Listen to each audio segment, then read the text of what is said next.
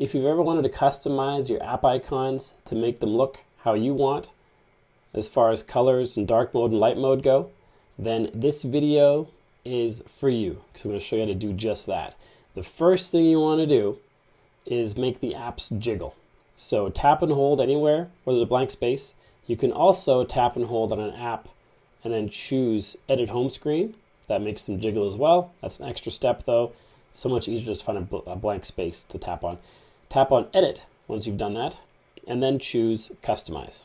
At this point, you're probably on default, so it looks like this. And you can tap on dark mode to make it always dark or auto dark. Auto meaning when your phone is set to change from light mode to dark mode, it will automatically change to dark mode if you have it on auto, or you can have it on dark mode always, because dark mode looks kind of cool. You can also choose clear. There's a light mode and dark mode and auto option for that.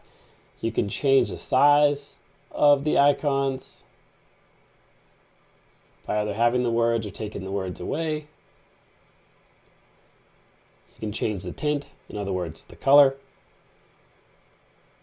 Make it be whatever you like. You can even use the color picker if you want to match a specific color on the background that you have for your phone, for example.